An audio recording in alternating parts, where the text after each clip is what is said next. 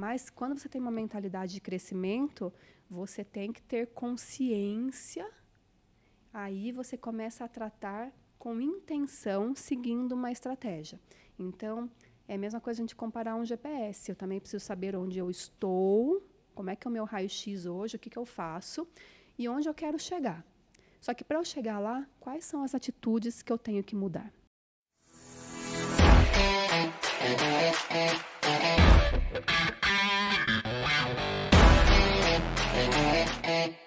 Sejam muito bem-vindos a mais um episódio do Decola Cast, um episódio que foi feito para você, que é dono de uma pequena ou média loja do varejo, né? E antes de começar, eu gostaria de explicar o propósito do nosso podcast. Eu não sei se você sabe, mas 6 a cada 10 empresas que abrem fecham as portas nos primeiros 5 anos de vida. E a nossa missão aqui, a WLS, é ter plataformas ou conteúdo que te ajude a vencer essa taxa de mortalidade. E hoje o episódio é bem especial, né, Rodrigo? Pra lá de especial, eu diria. Hoje a nossa convidada é uma empresária no setor jurídico, advogada, coach, analista comportamental e palestrante. Seja muito bem-vinda, Rosana Nito. Obrigada, Rodrigo. Obrigada, Walter, pela recepção. Parabéns pelo negócio de vocês. Eu tenho certeza que com esse propósito que vocês estão embutidos, o negócio de vocês só tende a alavancar. E muito obrigada pela oportunidade de estar aqui e falar um pouquinho do meu negócio, dos meus propósitos, do meu negócio em si. Nós que agradecemos, Rosana.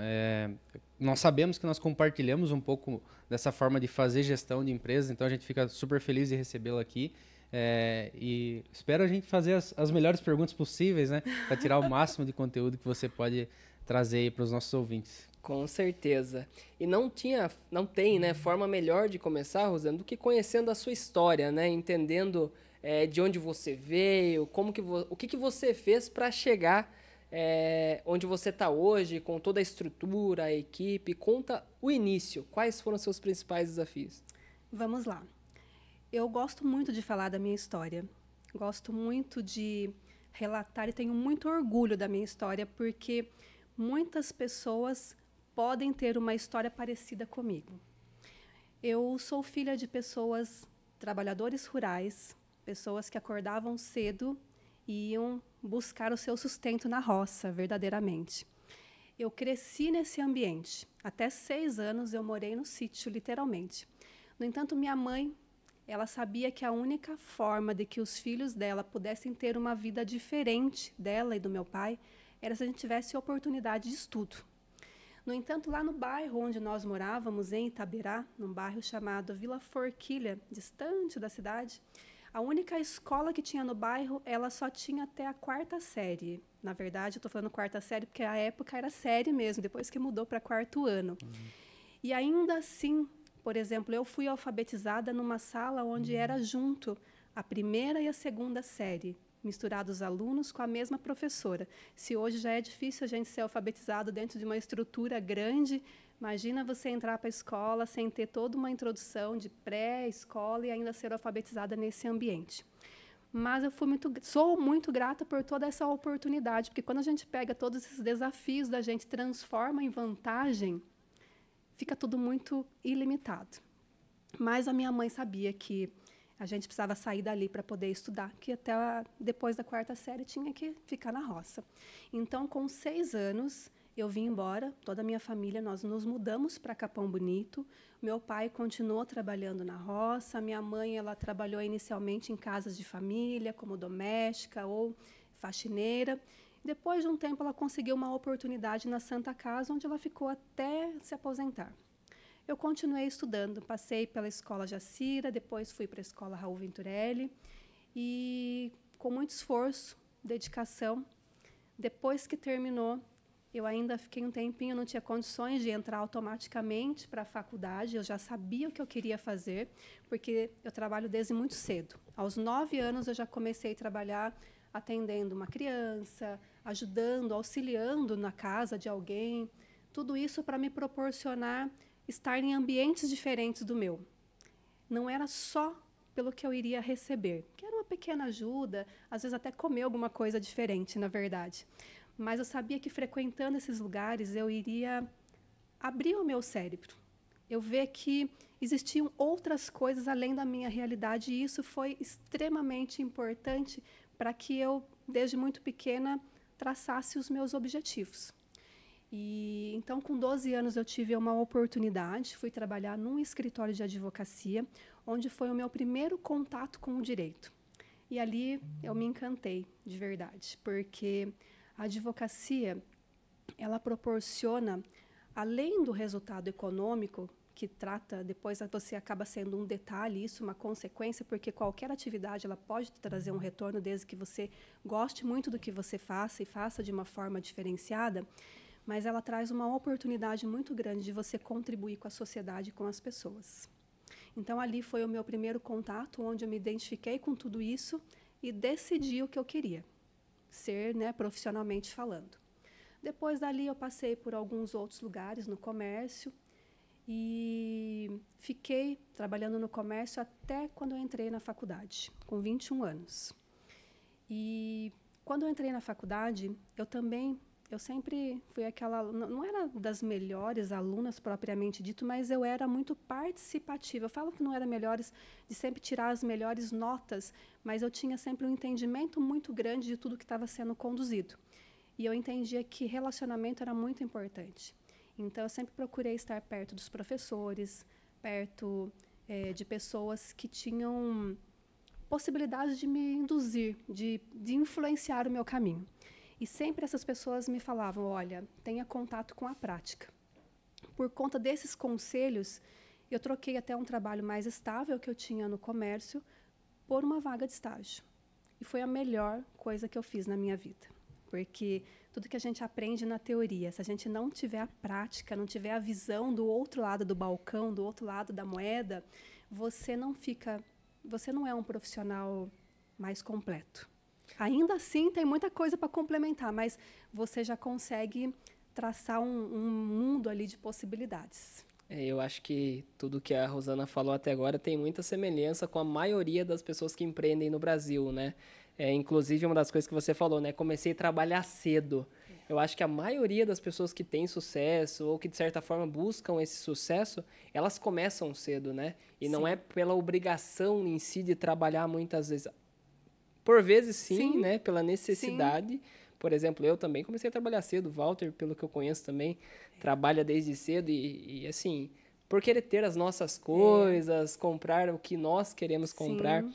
Mas, seguindo aqui, você falou que começou a estudar e trabalhava. A gente também tem essa similaridade, né? E você falou que não era a melhor aluna, mas era participativa. Eu confesso que de melhor aluna eu não tinha nada. Você era melhor aluna, Walter? Não, nem de longe. Nem de longe. Mas isso é um fato muito curioso, né? Eu até olho com desconfiança, muitas vezes, quem só tira 10, 10, 10, 10, 10. Porque você tem muitas outras coisas além da nota. Para você ter eu entendo que para você ter sucesso hoje, não é só você ter uma nota 10, porque se você só estudar para isso, você pode ter certeza que outras áreas da sua vida não vão estar em equilíbrio. Então, a convivência com pessoas, né, esse network que existe desde a base, ele sempre vai ser muito importante. Você me fez lembrar de uma série do Sheldon Cooper, que ele é o gênio, ele tem autismo, ele é o gênio e a irmã dele tira só nota baixa, mas é justamente essa importância de saber que existem outras áreas que ela é boa e ele não. Exatamente. Então, só nota realmente não quer dizer muita coisa, né? Exatamente. Eu falo muito disso também, até fugindo um pouquinho do nosso roteiro histórico aqui, né, na linha de história que nós estamos seguindo. Eu falo que o sucesso, a prosperidade da pessoa, ela não está só ligada, por exemplo, ao ganho financeiro. Às vezes a pessoa olha alguém bem-sucedido, que está ali com uma vida financeiramente estável e fala assim, nossa, essa pessoa ela tem muito sucesso, ela está muito próspera. E não, na verdade, a vida ela é muito sistêmica. E para você ser feliz, ser próspero de verdade, tem que estar em equilíbrio em várias áreas da sua vida. E aí, talvez você tenha que estar sempre antenado, primeiro, ter consciência de todas essas áreas, criar uma estratégia para você conseguir visualizá-las e saber o nível de cada uma para você poder cuidar. Então, eu sei que você tem formação em coach também, você vai lembrar do MAS, que é uma ótima ferramenta ali para a gente estar de olho, né? Eu acredito que tenha 11 áreas sistêmicas da vida que a gente tem que estar em equilíbrio. Então, eu estou sempre fazendo ali, dando uma olhadinha, ver onde que eu preciso ter uma energia maior. Depois de um tempo, pode ser que isso mude. Então, a gente tem que estar ali monitorando para que a gente chegue mais próximo possível dessa tão sonhada felicidade, né? Que ela não é perpétua, digamos assim, a todo momento, mas nós temos que estar sempre buscando estrategicamente trazer isso para a nossa vida. E quando a gente vive em equilíbrio, ou seja, Deus, família, saúde, trabalho, estudo, tantas outras coisas, a gente consegue ter um equilíbrio, essa prosperidade e esse sucesso podem ser verdadeiros. Com certeza. Em algum dos episódios, a gente conversou com algum empresário que ele falava muito sobre... você começa a empresa sendo um especialista, porque aquele é o seu negócio, mas com o tempo você vai entendendo que você tem que ir se afastando dessa tarefa operacional e sendo cada vez mais generalista. E aí entra o que você falou, né? Conhecer outras áreas a fim até de melhorar a própria empresa, né? Exatamente. Isso aconteceu comigo, Walter, porque quando eu comecei a advogar, eu entendia, dentro de uma limitação na época, que eu tinha que ser muito boa na advocacia, tecnicamente falando. No entanto, quando eu comecei, eu falei assim, bom, eu preciso focar em algo, que é que eu preciso me tornar uma referência em alguma situação. E eu preciso fazer de tudo, porque eu estou começando aqui, então vamos lá fazer de tudo, mas algo eu preciso me especializar. Então, foi aí que foi a primeira escolha positiva que eu fiz na minha vida, porque eu tive esse foco. Eu comecei me especializando dentro da área previdenciária, onde eu tenho um amor profundo, porque eu consigo cumprir o meu propósito.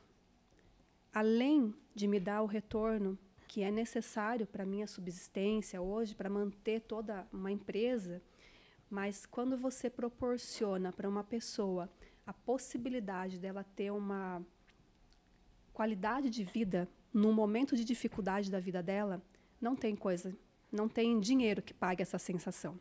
Porque quando você trabalha com a parte previdenciária, você está falando diretamente ou com uma pessoa idosa, na maior parte dos casos, ou com uma pessoa que está com algum problema de saúde. Então, na maior parte dos casos, é com esses dois perfis que você trabalha. E o valor que você vai, através do seu trabalho, vai proporcionar para elas, vai garantir um mínimo de dignidade para ela e para a família dela.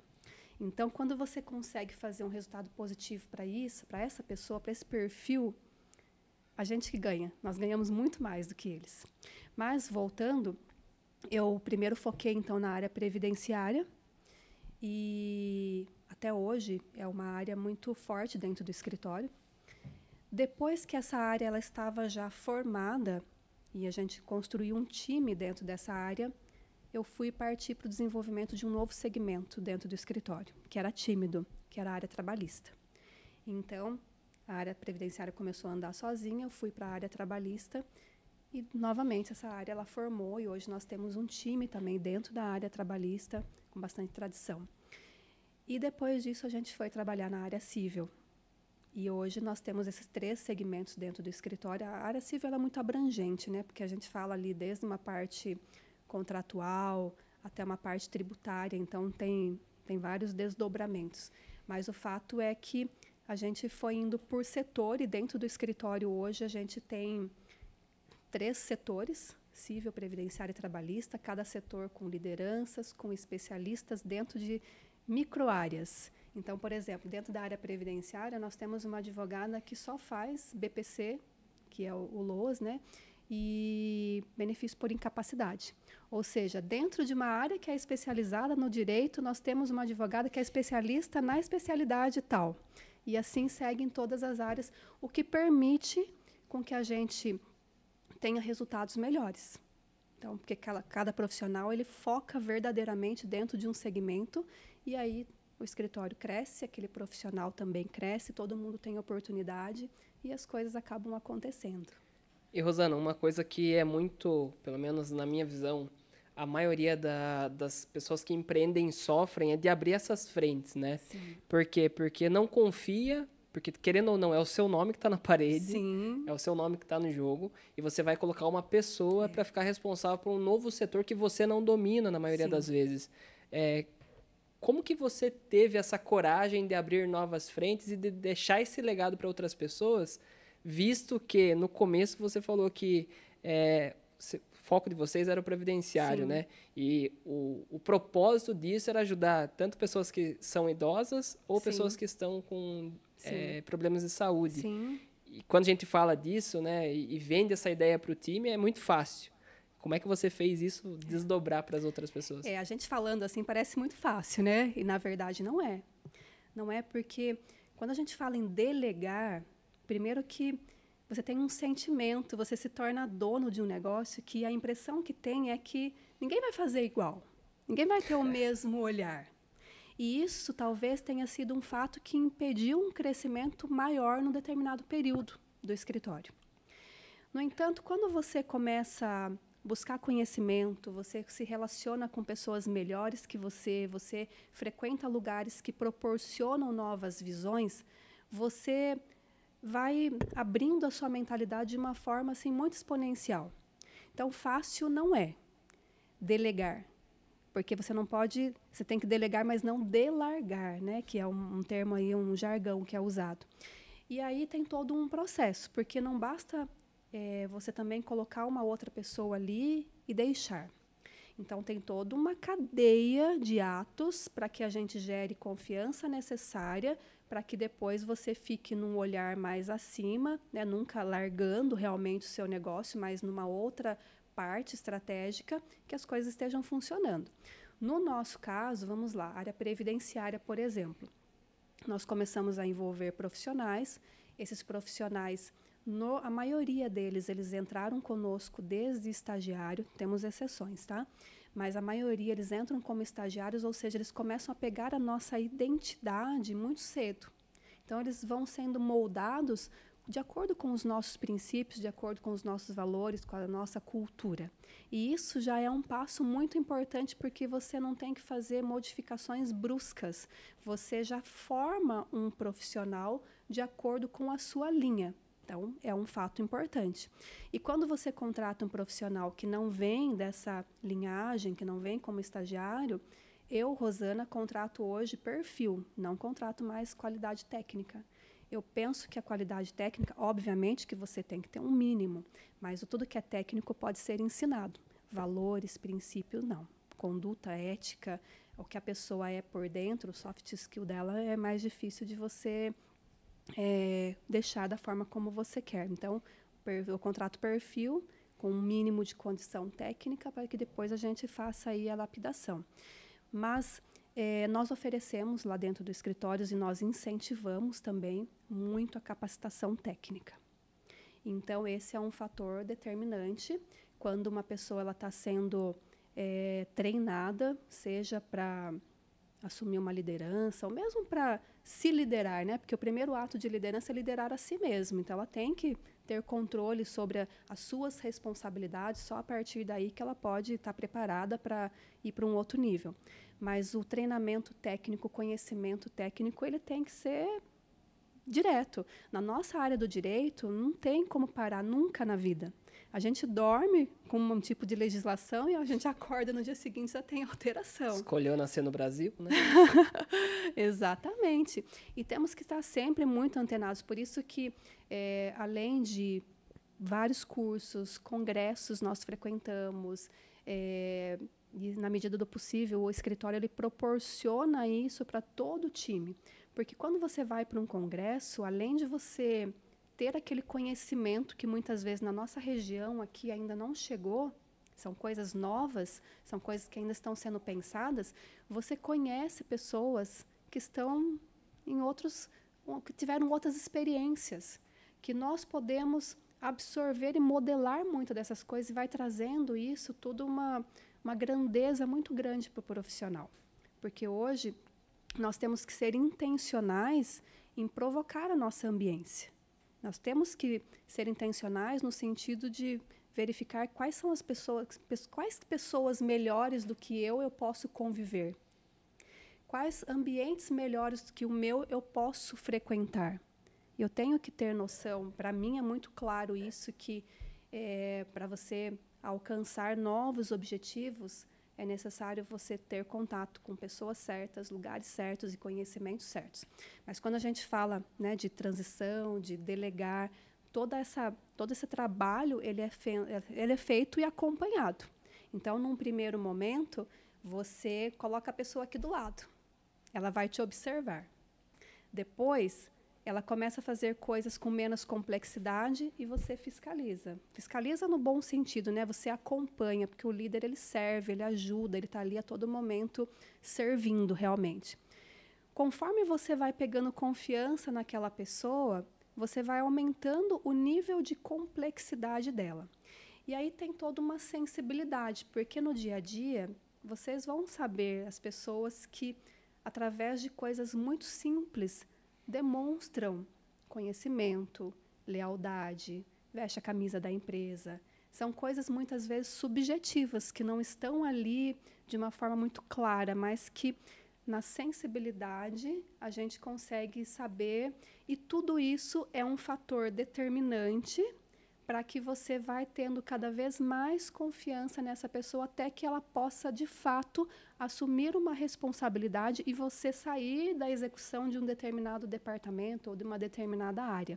E quando você sai da execução, não significa que você larga, né? Você acompanha ainda. Hoje, lá no escritório, nós temos líderes, depois eu tenho, dentro da parte operacional, né? Nós temos líderes, depois eu tenho um gerente jurídico e depois que chega até mim. Mas ainda assim, mesmo lá as coisas de base, por amostragem eu vejo. Então, o que significa isso? Não é que eu não confio, eu confio muito no meu time e a gente tem resultados excelentes. Mas eu tenho que ter ciência, que eu tenho que acompanhar algumas coisas e isso faz parte, é o processo, né, da gente delegar sem delargar realmente, estar ali acompanhando qualidade, e estar sempre com o intuito de melhoria. Porque quando a gente, eu falo muito para o time, quando a gente acompanha e verifica algo que pode estar não conforme, não é com o intuito de apontar o dedo para ninguém, e sim da gente ter melhoria. O que é que eu posso fazer para melhorar?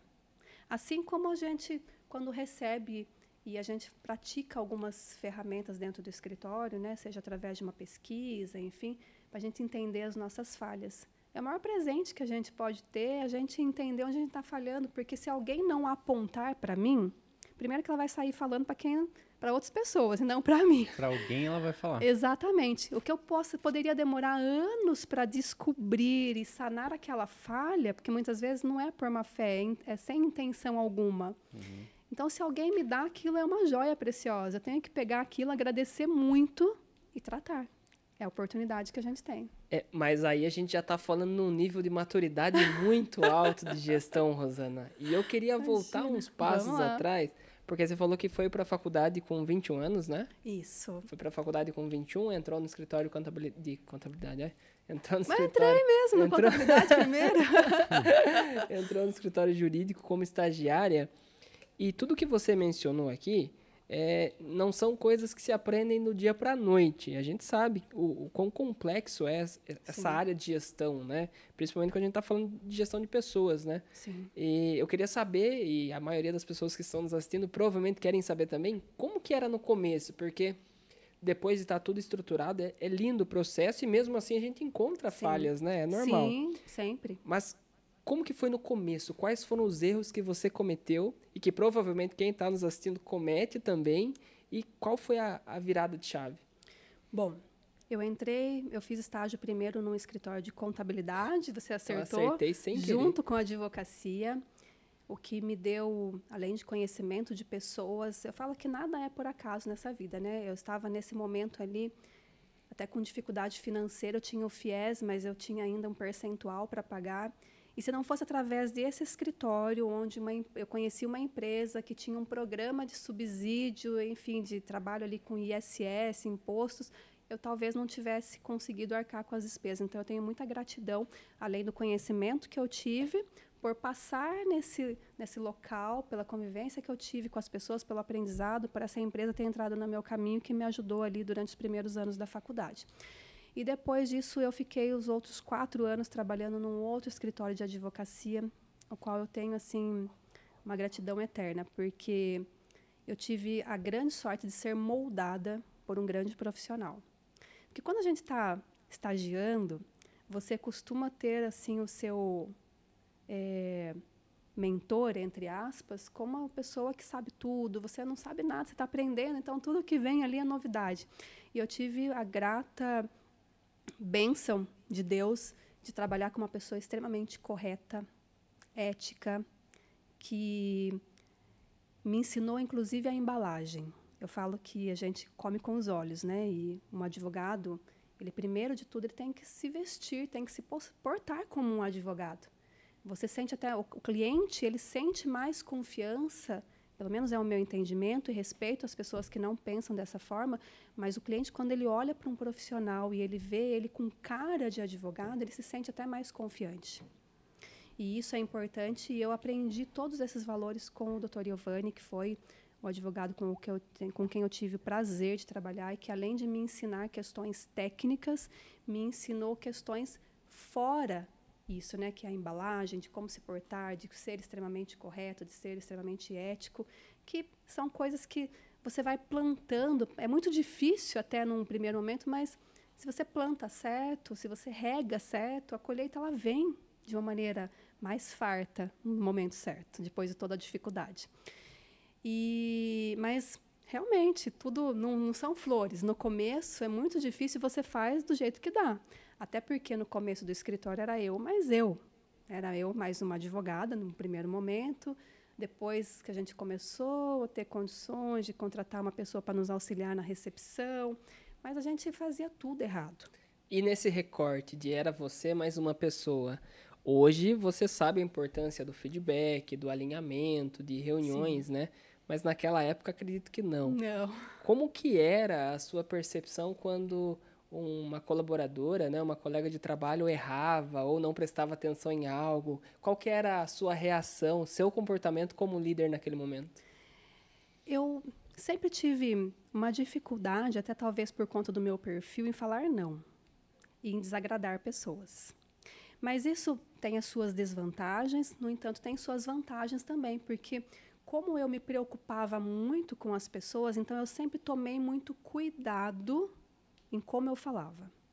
E isso eu carrego até hoje, porque o líder, ele tem que ser, sim, tem que falar, deve falar, pode falar o que for necessário, no entanto, ele tem que saber falar.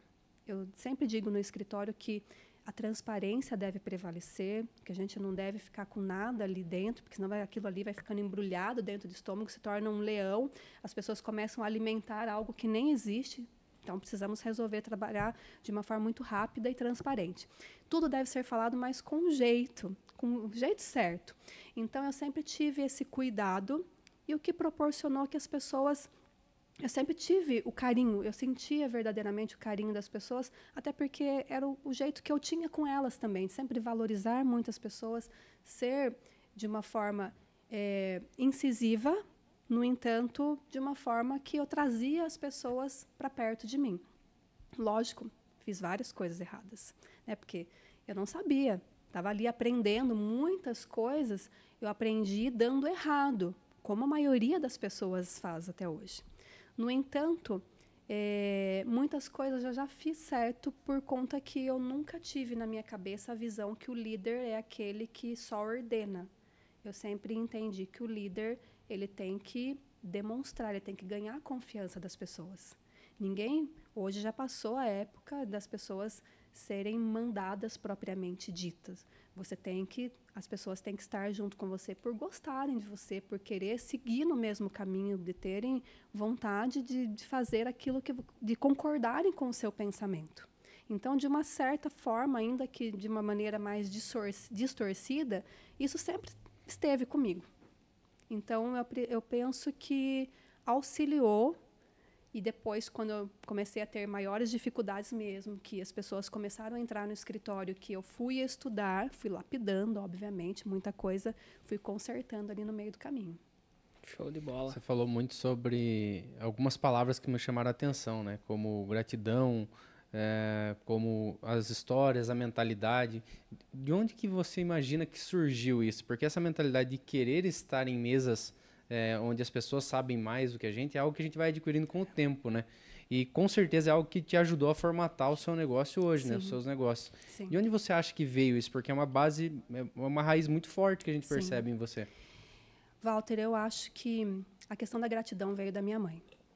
Porque por mais dificuldades que nós tivéssemos passado, eu lembro, talvez seja uma frase assim, talvez várias pessoas tenham ouvido, mas para mim é muito forte isso. Eu lembro que eu era muito pequena, por volta de 7, 8 anos, eu fui reclamar para minha mãe de alguma coisa, e era muito escasso tudo mesmo, e eu lembro que minha mãe falou assim, olha só, agradeça pela banana que você está comendo, porque tem gente atrás, correndo atrás da sua casca. Depois, lógico, eu era muito pequenininha, ela me explicou aquilo ali, mas eu nunca mais esqueci isso na minha vida. Então, por todas as dificuldades, por mais que elas fossem ali difíceis, eu falava assim, meu Deus, essa aqui é a minha banana, tem alguém que está atrás de mim querendo comer uma casca. Ou seja, eu sempre percebia que eu estava com vantagem com relação às outras pessoas e só por isso eu já tinha que agradecer muito. E essa questão da ambiência, eu não sei dizer para você o que exatamente que influenciou. Talvez a minha mãe também, porque ela sempre estimulou a gente a andar com pessoas boas. Mas o fato é que, diante de toda a escassez, eu me recordo assim que tem um bairro bem simples aqui em Capão Bonito, chamado Jardim São Francisco. Bem simples não, porque hoje está lindo lá, uma belezinha. Mas quando saiu esse bairro de casas populares, era muito simples. Realmente, minha mãe foi uma das contempladas e nós nos mudamos para ali. 9 pessoas, né? Meu pai, minha mãe, 7 filhos. Eu morava pertinho ali. Então, só que era uma casinha assim, não sei se você chegou a conhecer, mas era um quarto, sala com cozinha e banheiro. Então, a gente morava, né? Tinha gente dormindo em tudo quanto é canto ali, pense. Mas eu já era grata por tudo aquilo, porque eu sabia que tinha gente que não tinha nem casa, que não tinha condição de pagar um aluguel. E se a gente tivesse que pagar o aluguel, a gente poderia estar numa situação mais difícil ainda. Mas, mesmo morando ali, eu sempre trabalhei. Então, eu conseguia ajudar na minha casa e estar ali de olho nos meus objetivos. Porque eu era grata, mas eu nunca era conformada. Falei assim, bom, eu sou grata, obrigada pelo que eu tenho, mas não é isso daqui que eu quero para mim. Eu acho que isso foi muito importante. E minha mãe, de uma certa forma, ela sempre incentivou isso. E ela sempre falava, estudo, estudo, estudo, estudo. E batia muito nesse martelo, né, que acabou fixando. Mas eu lembro que mesmo morando ali, tendo 1001 possibilidades, e eu tinha amizade com todo mundo mesmo, pessoas boas, pessoas não tão boas, enfim. Mas eu provocava as minhas amizades. Eu selecionava, eu era intencional e eu não sei nem dizer como isso, de verdade, mas eu já tinha uma ambiência diferente. Então, e aí como eu convivia com pessoas muito melhores do que eu, realmente, aquilo ali abria a minha cabeça. Eu falava assim, nossa, mas eu quero isso para mim. Então as minhas amigas, né, iam viajar, eu também queria ir, eu juntava, trabalhava, ia vender alguma coisa, eu reunia, porque eu queria ir, aí eu tinha uma outra experiência diferente, que abria mais ainda a cabeça, eu falava assim, não, eu quero isso para mim.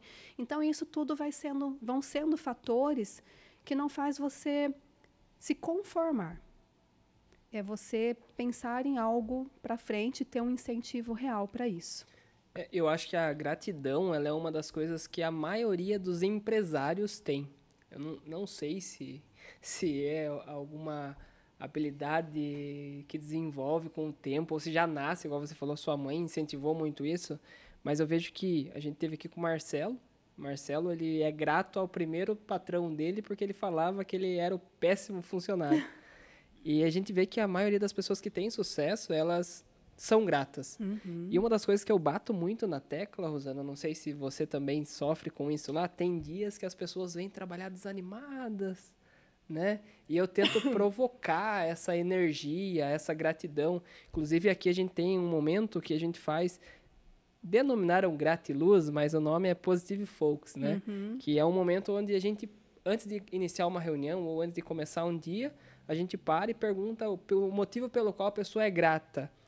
Justamente para incentivar isso, porque ser grato é muito bom. Sim. E traz uma energia para a gente, uma vontade de fazer mais, de fazer melhor, de chegar a lugares Sim. que a gente nem imaginava, de uma forma muito mais tranquila, Sim. né? lá no escritório, acontece das pessoas irem desanimadas ou você já conseguiu estabelecer um ambiente, né? Onde as pessoas chegam e são gratas por tudo que acontece, porque não é fácil, Não, né? não é fácil. Eu acho que a gente falar que chegou nesse momento, né, seria um sonho. Até porque nós estamos falando de pessoas humanas, cada um com vários sentimentos, com várias criações, com os seus problemas, com as suas felicidades, e de repente num dia está melhor, no outro dia não. Isso acontece até conosco, né, com a gente mesmo. Mas é um desafio diário. O que eu posso falar para você que foi um fato determinante lá no escritório foi a partir do momento que eu criei uma rotina de treinamentos. Então, nós já fazem mais ou menos uns 2 anos que nós temos treinamento não técnico toda semana. O antes era terça-feira, agora eu mudei para quarta-feira. Então, toda quarta a gente tem ali um tema que eu vou escolhendo de acordo com a necessidade. Então, eu vou acompanhando o time.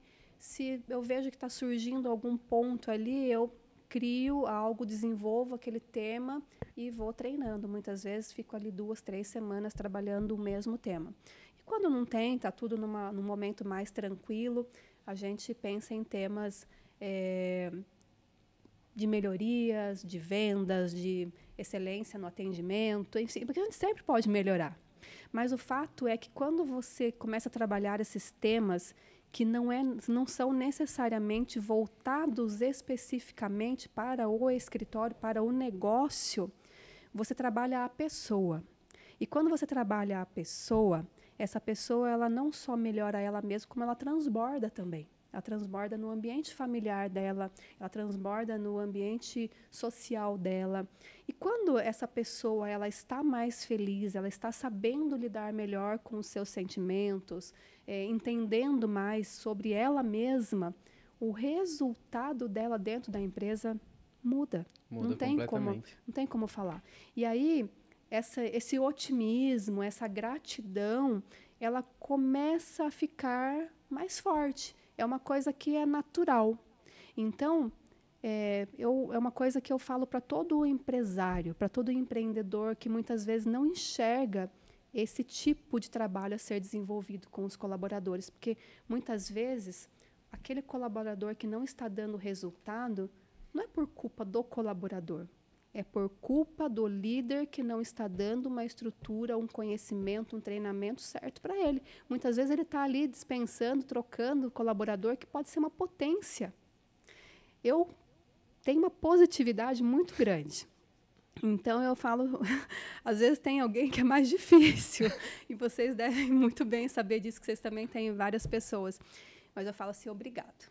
Obrigada por essa pessoa mais difícil, porque o fácil todo mundo consegue. É essa mais difícil aqui que vai me ensinar. É essa pessoa aqui mais difícil que vai fazer eu evoluir. E eu preciso dela. Obrigada a Deus por o Senhor ter colocado ela aqui. E se esse desafio eu conseguir contornar, primeiro que eu vou estar ajudando o meu negócio, eu vou estar me sentindo melhor, mas principalmente eu vou estar ajudando aquela pessoa ali. Então, quando a gente começa a encarar todos os obstáculos, todas as dificuldades de uma forma positiva, eu acho que não tem mais dificuldade. E eu falo que nós, advogados, essencialmente, nós lidamos com problemas. Só procura um advogado se você tem algum problema. Então, ok, eu sou resolvedora de problema. E quanto mais complexo vai ser esse problema, melhor vai ser para a minha evolução, porque é uma oportunidade que eu vou ter de melhorar meu nível, de me tornar mais forte, de me tornar mais potente, enfim, de transformar realmente, de me transformar e trazer isso como resultado para o meu negócio e para toda a sociedade de uma forma geral. E como é que é para quem entra no escritório? Por que eu estou fazendo essa pergunta? Porque aqui, quando a gente também tem essa política de contratar pessoas que estão iniciando a jornada profissional, porque a gente gosta dessa ideia de desenvolver do zero, né? Pega a pessoa sem vício, você treina ela, é uma folha em branco que você escreve para ela e ela vai seguir. Mas a gente também contrata pessoas que já têm alguma experiência profissional. E quando essas pessoas entram na empresa, elas sofrem, de certa forma, um impacto muito grande. Sim. Porque elas estavam acostumadas como outras pessoas tratavam elas. falta de treinamento, falta de clareza nos processos, falta de alinhamento, não sabia o que era um one-on-one, não sabia o que era uma reunião. E isso eu imagino que você também deve passar por lá. Sim. As pessoas que você contrata e que já trabalhavam em outros lugares, qual que é esse feedback que elas dão para vocês? Porque eu tô vendo que a cultura lá é muito forte. Olha, Rodrigo, eu falo que lá no escritório nós somos uma grande família. E eu sinto verdadeiramente que as pessoas que começam a fazer parte do nosso time, a partir do momento que entra lá e sente essa ambiência, ela se sente pertencente e como um membro de família. Então, eu não, assim, lógico, eu não vou falar para você que o ambiente nós não temos problemas, não existem situações que precisam ser resolvidas, isso vão ter sempre. Mas dentro de um contexto geral, eu penso que as pessoas são felizes em trabalhar lá. Então, como você consegue transformar esse ambiente numa energia mais gostosa, você acolhe, você tem cuidado para falar, existe uma transparência. As pessoas, lógico, sim, tem um choque, mas elas acabam gostando dessa nova situação. Então, essa é a percepção que eu tenho. E, obviamente, que a gente vai conhecendo as pessoas de acordo com o tempo que elas estão ali. E aí, pode ser que a gente detecte alguma coisa que, de repente, a gente cria até treinamentos de uma forma geral, né, sem individualizar ninguém, mas a gente percebe que isso está acontecendo aqui, a gente pode criar algo para tratar aquilo já de uma forma geral. Então, não tem muita dificuldade com isso. Em pouco tempo, normalmente, as pessoas se adaptam bem e estão ali dentro do nosso ambiente. Obviamente, ressaltando, como eu falei, desafios nós temos todos os dias, afinal, nós estamos falando de pessoas, e pessoas são movidas a sentimentos e vivências e influências, e a gente tem que estar ali, o gestor ele tem que estar sempre de olho em tudo isso para que, de uma forma muito consciente, esteja fazendo a leitura certa para tomar as decisões certas. O papel do líder ele não está somente em gerenciar as tarefas operacionais, no qual ele sabe muito, né? Mas ele tem um papel fundamental na formatação ali da ambiência, né? Igual você falou. E essa questão de você criar um ambiente mais positivo atrai uma felicidade e, consequentemente, um maior desempenho, né? Sim. E eu achei legal que você falou que vocês mesmos têm os rituais de criar treinamentos internos, se desenvolver, seja a parte técnica, seja a parte do escritório em si, não focado somente na advocacia. Sim. E esse é um dos rituais que nós temos aqui também. Nós chamamos de talk, né? Todas as sextas-feiras, nós temos apresentações. E lá, pelo que eu entendi, é você que faz esses treinamentos. Aqui a gente divide entre o time. Uhum. Então, cada um fica responsável em uma sexta-feira fazer essa apresentação e ter essas trocas. E a gente vê o impacto disso. Mas eu queria entender de você quais são as barreiras disso. Porque, querendo ou não, nem todas as pessoas estão 100% dispostas a se desenvolver e a contribuir com o desenvolvimento de outras pessoas. Você enfrentou esse tipo de desafio quando você começou a implementar isso lá no escritório? Como é que foi? Sim. No começo foi difícil, porque a gente não tinha essa cultura. E aí eu pensei comigo, eu falei assim, nossa, primeiro que foi uma briga muito interna comigo, né? Porque falei assim, como é que eu vou me posicionar perante o meu time para falar de algo que não é jurídico? Então, eu tinha uma crença limitante grande nesse sentido, porque eu não me sentia, não sei se capaz, mas eu parecia ser uma ousadia eu me colocar ali para falar de uma situação que não era estritamente jurídica, técnica. Mas, enfim, né, hoje eu forço muito o meu perfil no sentido de ousadia. Eu sei que é uma questão, eu tenho uma tendência a virar numa estabilidade, mas quando você conhece, tem um pouquinho mais de autoconhecimento, você pega aquelas dificuldades que você tem e fala assim, não, vou trabalhar nelas. Então, ousadia é uma das coisas que eu estou ali, não, vamos fazer, tem que fazer, tem que fazer. E começou do nada, do zero, realmente começar a dar a cara a tapa. Eu lembro que o primeiro tema, eu tinha visto uma passagem bíblica sobre a história de Davi, que mexeu muito comigo, e eu falei assim, eu vou falar, porque Davi enfrentou o gigante, e nós enfrentamos vários gigantes, e aí fiz nada no sentido religioso, mas eu transformei aquela mensagem que eu tinha visto e tinha tocado muito comigo em algo adaptado para o nosso dia a dia de trabalho. E eu sentia todos os olhares de julgamento, no sentido, que ela está fazendo isso? Porque no começo a gente criou essa cultura de falar sobre temas técnicos, realmente. Era para falar sobre isso, e num belo dia eu vou falar lá sobre uma coisa que não tinha nada a ver. Então eu percebia ali nos olhares. Obviamente que eu tinha um desempenho muito diferente, né? A gente vai melhorando, tem muito que evoluir, mas eu já evoluí um pouquinho de quando eu comecei, então eu lembro, enfim. Mas foi um belo um belo começo, vamos dizer assim, né? A iniciativa em si. Porque depois que você faz a primeira vez, a segunda se torna menos difícil. Eu falei assim, bom, já fiz mesmo, já viram que vai ter, que vai continuar, então agora vamos trazer novos temas. E começou a partir daí. E quando você começou, já era quantas pessoas na sua equipe? Já eram perto de 20. Perto de 20. Quando eu comecei a fazer esses treinamentos, eu acredito que a gente estava aí em torno de 17, 18 pessoas. E já era algo semanal, tinha um cronograma? Era só você ou o seu time também ministrava esses treinamentos? Ainda hoje, a maioria dos treinamentos que não são técnicos são ministrados por mim, por conta dessa experiência que eu tive de formação, tá? Mas é uma coisa que eu já estou pensando em algumas estratégias também, de ter mais envolvimento com o time. Seja para a gente fazer a leitura de um livro, discutir em conjunto. Eu vi que vocês fazem aí a Cumbuca, né? Isso. Muito legal. Penso em fazer algo, não exatamente dessa forma, mas de uma forma que incentive mais, porque eu incentivo muito a todos irem ali na frente para falar, porque todas as profissões, na verdade, mas o advogado, ele precisa saber se comunicar. Nós precisamos nos comunicar com o nosso cliente, com o advogado da parte contrária, com o juiz, a gente precisa negociar a todo momento. Então, ali é o palco onde a gente pode errar.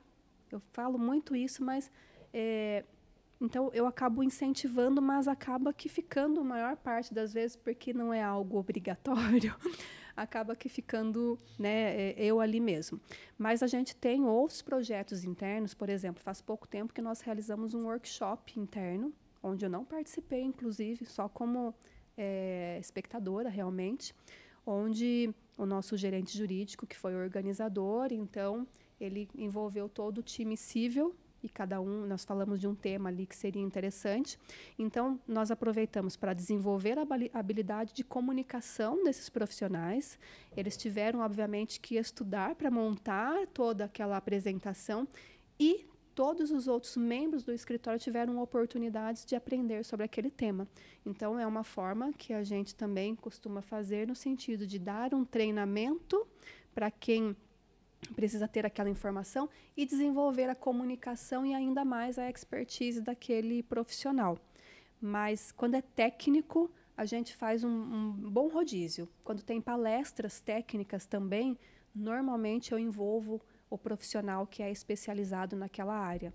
Por exemplo, temos um tema que a gente trabalha muito hoje na atualidade, que é na área previdenciária, que é a doutora Maria Júlia, ela que normalmente conduz as palestras. Eu normalmente faço ali um pouquinho da abertura, um pouquinho do final, mas todo o grosso da matéria de planejamento previdenciário, por exemplo, é ela que ministra. E isso é importante e é uma coisa que eu senti dificuldade durante a gestão, porque num primeiro momento as pessoas ligavam muito o escritório à doutora Rosana, como eles costumam me chamar.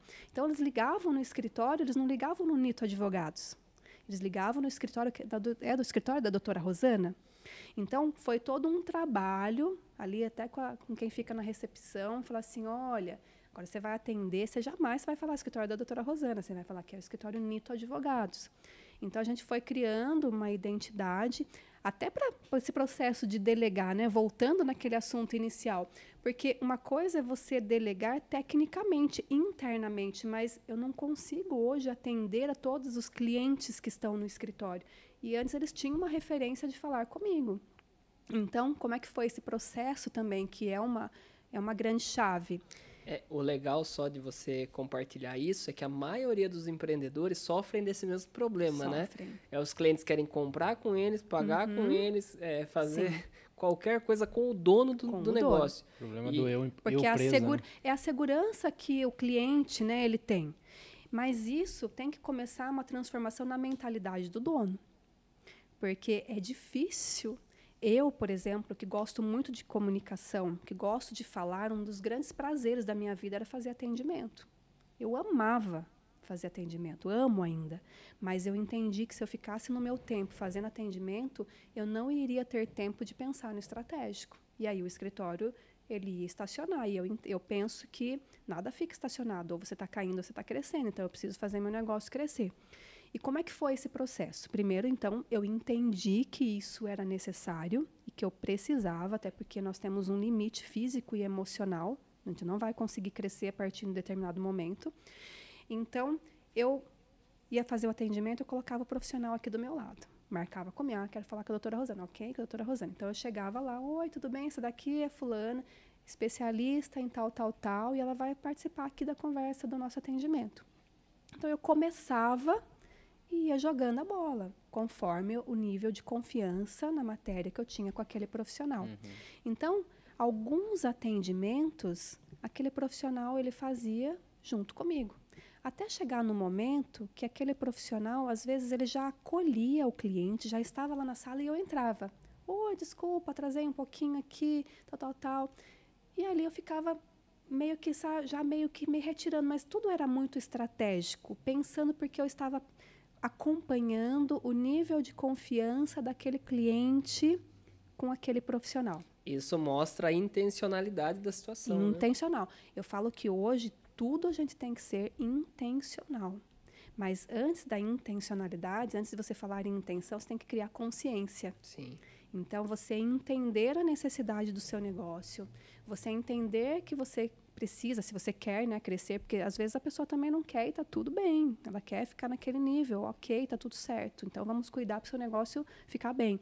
Mas quando você tem uma mentalidade de crescimento, você tem que ter consciência, aí você começa a tratar com intenção, seguindo uma estratégia.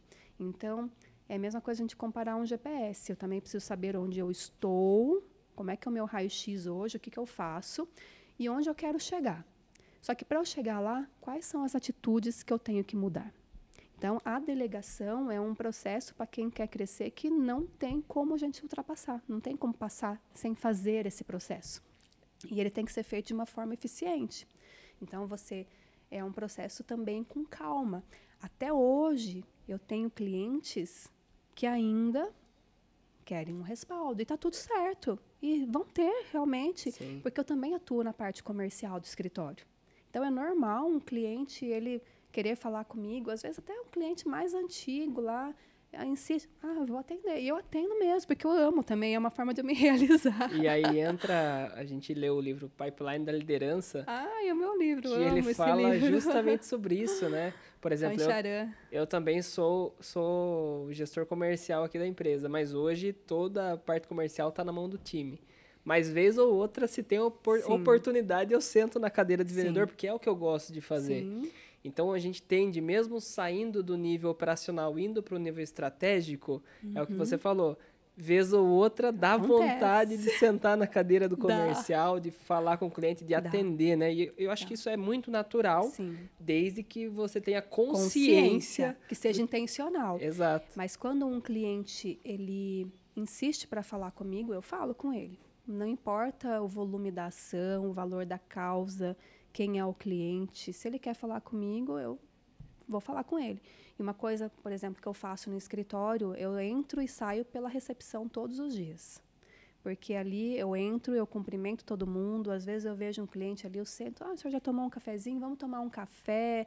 E aí, eu tenho todos os clientes que passam por mim, eu consigo guardar alguns detalhes, né? Porque nunca eu começo um atendimento direto no objetivo. Então, primeiro, são 5 minutinhos ali de conhecer a pessoa, de conhecer um pouquinho a história dela, porque num próximo atendimento você faz a ligação entre aquela história de vida dela, você emenda lá na frente e faz a diferença nisso.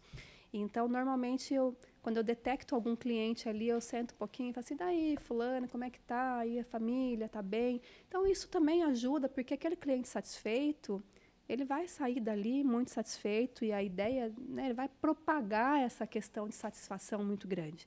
Na advocacia, nós não podemos fazer propaganda, por exemplo, da forma como um comércio faz. Nós temos o código de ética, onde a gente só pode fazer informação, nós só podemos prestar informação. Então, nós temos que ter... O cliente ele é muito valioso, porque a opinião dele, se for positiva, vai ajudar no nosso crescimento. Mas se você tem 10 opiniões positivas e uma negativa, aquela negativa ela tem uma força muito grande. Então, o nosso desafio é mapear as insatisfações, contornar com esse cliente para fazer, né, é um desafio grande, mas por que ele ficou assim? O que aconteceu aqui? O que a gente pode fazer para tentar mudar esse contexto? E a gente tratar aquela situação para que ela não ocorra mais. Voltando um pouquinho no que você falou sobre o treinamento das equipes. Foi uma dor nossa no começo, pensar em treinar a equipe e ela acabar saindo, né? Como que foi para você isso? Em algum momento você pensou nessa dificuldade? Porque talvez tem pessoas que querem iniciar isso dentro das próprias lojas, das empresas, e acabam se deparando com essa barreira. Como é que foi para você isso? Olha, Walter, no começo eu não tive muita resistência com relação a isso. Eu não senti, pelo menos assim, que eu tinha uma rejeição das pessoas, até porque eu entendia que estava sendo positivo. Eu recebi muitos feedbacks na minha sala, muitos depoimentos, pessoas emocionadas muitas vezes por alguma particularidade, por algo que foi falado ali e mexeu com aquela pessoa no sentido de ter um incentivo de melhoria de vida, tá? Mas, conforme você vai amadurecendo as coisas, né? Hoje a gente tem, por exemplo, um manual de condutas dentro do escritório e isso não faz muito tempo. E, enfim, a gente vai colocando regras. E eu já tive, não explicitamente, mas eu já tive situações onde algumas pessoas pediram demissão, pediram para sair do escritório porque nitidamente não concordou com alguma postura. No entanto, eu penso assim, são as pessoas que têm que se adaptar ao nosso negócio, e não o negócio que vai se adaptar às pessoas, porque senão eu não vou satisfazer ninguém. Então, o líder ele também tem que ter essa visão e manter, obviamente, que não é uma rigidez, porque tudo pode ser alterado de acordo com a necessidade, nada é eterno. Eu falo que tudo a gente pode melhorar, mas se existe uma regra, se existe algo criado, não é a empresa que vai se adaptar à vontade de alguém, e sim a pessoa que vai se adaptar a nós. Nós temos, né, eu tenho uma cultura no sentido de entender que o advogado, principalmente numa cidade pequena, tem que tomar cuidado, inclusive, com o seu comportamento extra-escritório. Eu penso que alguém não sentiria confiança num profissional que ele pode ser o melhor tecnicamente possível, mas se ele não tiver uma vida, né, fora do escritório que demonstre esse complemento, talvez o cliente não tenha a mesma confiança. Então, não é algo que a gente imponha isso. E eu sempre falo, olha, nós somos assim. Você quer fazer parte disso? Que é uma escolha. São as pessoas que têm que escolher estar ali conosco e compactuar com aquilo que a gente pensa. Isso é muito importante. E vai ocorrer algumas pessoas que, de repente, no meio do caminho, vai entender que não... E está tudo bem, mas talvez ela não sirva realmente para estar ali. Isso é muito importante, até porque elas que enviaram o currículo, né? Então, Sim. Elas que precisam se adaptar. Sim. Aqui a gente tem um manual de cultura também, né? Tem os nossos valores, o que nós aceitamos, o que nós não aceitamos. Eu acho que a pergunta que o Walter fez faz muito sentido, porque na maioria das vezes a gente acaba, de certa forma, invertendo as posições, né? Sim. O colaborador, ele acaba obviamente que tem colaboradores e colaboradores, mas alguns acabam achando que são tão importantes e insubstituíveis que acabam afrontando donos de empresas para mudar alguma regra e isso acaba gerando um conflito muito grande. Muito grande. Eu já tive experiências assim, várias, na verdade. E uma coisa que... A primeira vez que eu tive essa experiência, eu tinha uma pessoa que trabalhava comigo e... enfim, eu soube, né, através de fontes seguras, obviamente, que ele estava propagando ali que sem ele no escritório, o negócio não andaria determinado segmento, enfim, a área ali da determinada pessoa. E eu falei assim, não, claro que anda tudo. Eu não sou eu não sou insubstituível. Se acontecer alguma coisa comigo hoje, amanhã eu não estiver, não possa mais ir para o escritório, vai ter alguém ali. Vai fazer pior ou vai fazer melhor, mas vai ter alguém ali desempenhando esse papel. Então, isso acontece em qualquer outra situação. Obviamente que talvez eu tenha dificuldade para colocar alguém no lugar, para substituir, não seja igual, mas pode fazer pior, mas pode fazer melhor também, tudo vai da condição, né, das oportunidades, enfim. Então, eu não acho que a empresa tem que se submeter a esse tipo de comportamento. Por quê? Aí nós estamos falando em perfil, nós estamos falando em como é que são os valores dessa pessoa, porque se ela tem um comportamento desse, ela não está de acordo com a nossa cultura. E talvez ela não sirva para estar ali. Então, realmente, já surgiram mais de uma situação. E eu falo que Deus está sempre presente na minha vida. E todas essas situações, todos esses desafios que pareceram ser difíceis naquele momento, uma solução melhor veio na sequência. E a gente tem que tomar cuidado por conta do ambiente, né? Que uma pessoa que tem esse tipo de comportamento... É a famosa frase que o tomate podre estraga a caixa, né? A caixa. Então, a gente tem que tomar muito cuidado, porque, de certa forma, vai impactar no resultado de outras pessoas, né? Sem dúvida, impacta sim. Eu tenho muita sorte. Nosso time é um time, assim, que eu não tenho palavras. Eu tenho que agradecer mesmo a cada um, porque cada um ali faz a sua parte da melhor forma. Mas, obviamente, que descontentamentos vão surgir, até porque muitas vezes a gente nem sabe. Às vezes a pessoa nem chega para falar aquilo, ela está sentindo algo, mas você nem consegue, muitas vezes, perceber. E se a pessoa não fala, como é que você vai tomar alguma providência, que às vezes pode ser tomada alguma providência para resolver aquela situação. Mas, onde você trabalha com pessoas, onde você começa a aumentar o número de pessoas, vai ser normal esse tipo de situação. E o líder ele tem que estar preparado para isso e para já tomar uma decisão rápida quando esse tipo de situação ocorre. O erro é negligenciar alguma atitude, né? E quanto mais você demora para enxergar e tomar uma decisão efetiva, você está aumentando o seu problema.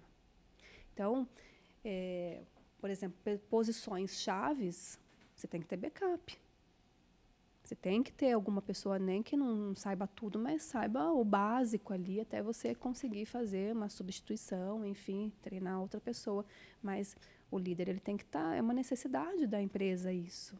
Você não ser pego, deixar tudo determinado de mão de uma única pessoa, porque senão você tem realmente uma dificuldade. Essa pessoa não vai conseguir nem tirar férias. Se acontecer algum problema de saúde com essa pessoa, acabou o seu departamento ali. Então, você tem que pensar em todas essas possibilidades e estar preparado para tomar atitudes diante disso. E analisando tudo que a Rosana trouxe, se você tem uma empresa e você ainda não definiu o RCF dos seus colaboradores, o que seria o RCF? O RCF é a responsabilidade-chave da função. Isso nada mais é do que um documento que mostra quais são as responsabilidades desse profissional, porque se porventura esse mesmo profissional sair da sua empresa, até porque nós não controlamos até quando essa pessoa fica conosco, você já sabe o que ela faz, como ela faz e qualquer outra pessoa pode executar, não é mesmo, Rosana? Sim, nós temos vários desafios ainda gerenciais dentro do escritório. Essa questão do RCF ainda é uma delas que nós não temos por completo, mas nós já temos consciência e nós já estamos trabalhando nisso, porque quando você tem tudo por escrito, fica mais fácil. Muito mais fácil. A pessoa ela pode, se ela tiver um perfil, uma habilidade, uma experiência mínima que seja em um determinado setor, ela sabe o caminho que ela tem que seguir ali e a empresa vai seguir o seu caminho, o seu fluxo sem maiores transtornos. Você falou um pouco sobre cultura e, na verdade, reforçou várias vezes durante a conversa, né? E cultura talvez seja um nível de maturidade um pouco maior, né? Pelo menos para empresas que ainda estão começando. E cultura, basicamente, é você traçar uma linha de como a empresa deve tomar as decisões quando o dono não está presente, né? Então, é uma linha do que é aceito e do que não é aceito dentro da empresa. E eu queria entender, Rosana, quando que você começou a pensar em cultura e transformar isso de uma forma intencional? Porque no começo, querendo ou não, os valores da empresa é uma herança dos valores do dono, a forma de trabalhar, o jeitão que as coisas funcionam, né? E aqui a gente passou por um processo, uma consultoria, uma mentoria, que nos ensinou isso e a gente começou a formatar de uma forma intencional. E lá no escritório, como é que foi isso? Como que foi essa transformação, esse pensamento de intencional, transformar isso de uma forma intencional?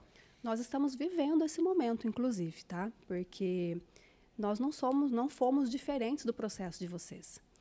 Tudo isso era muito do jeitão dos donos. Obviamente que, né, essa questão de valores, de ética, a gente sempre teve muito embutido isso, mas nós também passamos por processo de consultoria, porque quando você começa a abrir sua mentalidade e entender que você tem que tratar o seu negócio, principalmente o escritório de advocacia, as pessoas não enxergam como uma empresa. E é o primeiro erro, porque para você alavancar, você tem que enxergar ali como uma empresa que tem regras, uma empresa que tem procedimentos, uma empresa que tem várias coisas burocráticas, inclusive, que precisam ser cumpridas. Então, para escritórios de advocacia, existe até um desafio maior, porque é você se enxergar primeiro como empresa. Mas tudo era muito falado e no jeitão. Depois a gente passou por um processo de consultoria e tudo ainda está sendo construído, porque a gente tem raízes fortes, tem coisas sendo praticadas porque a gente fala, a gente prega, a gente treina nesse sentido, mas procedimentos escritos, organizados e tudo, nós estamos exatamente nesse processo. E essa é uma etapa importante e desafiadora. Sim. Porque, por exemplo, aqui, né, a gente escreveu o nosso manual de cultura. Então, hoje, quando uma pessoa entra na empresa, ela recebe o manual do colaborador. Então, tem tudo lá, qual que é a nossa missão, visão, onde é que a gente vai chegar, que nós aceitamos, o que nós não aceitamos. Todas as regras de negócio estão ali porque a gente entende que essa clareza ela é necessária para que as coisas funcionem, né? E para que ninguém tenha surpresa. Mas mesmo assim, depois de escrito, quando a gente escreveu a primeira vez, falando, nossa, tá resolvida a nossa vida, fizemos o manual da forma como tem que ser, não tem que mexer mais. Passou 3 meses, a gente viu que fez uma baita burrada, teve que refazer inteiro, mudamos várias coisas. E a gente até fala, né, que esse manual, ele precisa ser um documento vivo, né? Sim. Então é um documento que ele sempre está em transformação, porque a regra do jogo muda, a forma como nós entendemos o nosso negócio muda, e eu acredito que lá não é diferente. Não. Apesar de vocês não terem hoje esse documento, quando vocês obtiverem, vocês vão precisar estar reformulando diariamente, né? Alguns documentos nós já temos, mas a gente já tem essa concepção que nada é estático. Inclusive, eu incentivo muito a todos os membros do time a sinalizarem as questões, porque muitas vezes a visão do líder é uma, e a visão de quem está no operacional, em cada setor, é uma diferente. A gente tem que estar em melhoria contínua. Então, isso é muito incentivado. E esse manual, nós temos, por exemplo, o nosso manual de conduta, né? Ele foi escrito recentemente, mas no recesso, provavelmente a gente já vai rever e já tem coisas ali que a gente vai mudar. E é assim, é isso que é o legal do negócio. Porque se a gente fincar o pé ali, você vai vivendo num negócio ultrapassado. E não existe mais isso, porque o mundo é muito dinâmico.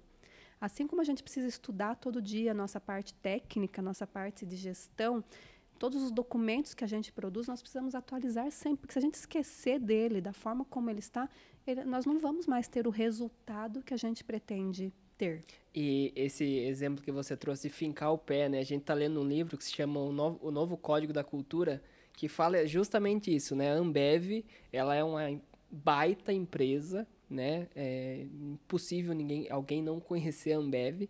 E o maior erro dela foi justamente esse, fincar o pé naquilo que estava escrito, né, Walter? Sim. E no livro ele traz alguns exemplos dessa inflexibilidade de mudar o rumo do negócio. Sim. Porque a partir do momento que você acredita que o seu foco está no resultado, você não incentiva a inovação, né? É a mesma coisa que aconteceu, por exemplo, com a Nokia e com a Kodak.